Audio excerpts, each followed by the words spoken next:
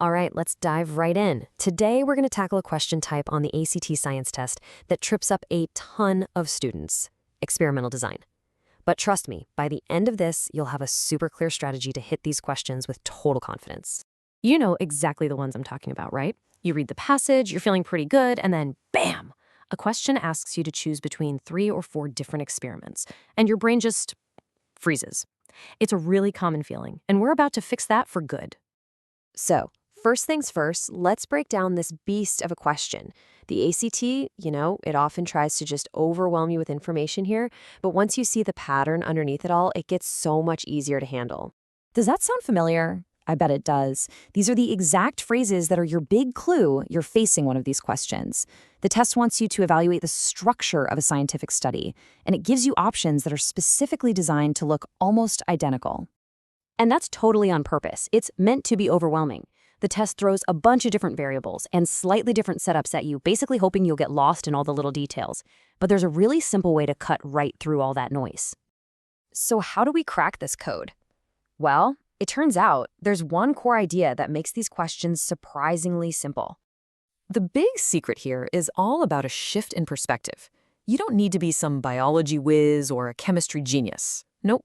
You just need to be a good detective, focusing on the structure of the experiment itself, not all the complicated science words. And this right here, this gets to the absolute heart of it. Good experimental design is all about one thing: isolation. If you want to test if one thing causes another, you can only change that one thing. Everything else, and I mean everything, has to stay exactly the same. That is the golden rule. Okay, so how do we actually put this golden rule into action? It's a super simple 2-step process. Let's start with step 1, finding the scientist's hypothesis. So before you even peek at the answer choices, your first job is to find the main question the scientist is trying to answer. The hypothesis is basically your roadmap. It tells you exactly what relationship is being tested, which means you know precisely what you should be looking for in a good experiment. For example, let's say the hypothesis is increasing temperature increases reaction rate. Simple enough, right? The cause they're testing is the temperature, and the effect they're measuring is the reaction rate. So the key variable that a good experiment must change is temperature. And that leads us perfectly into the second and final step. Once you've got that key variable from the hypothesis, the rest is honestly just a matching game. Now you just scan the answer choices. You're looking for the one experiment, the only one, that changes the variable you just identified from the hypothesis. If the hypothesis is about temperature, the correct experiment has to be the one that changes the temperature and nothing else. Think about it. If our hypothesis is about temperature, is an experiment that changes light intensity going to help us? Nope, totally irrelevant. What about one that changes concentration? Wrong again.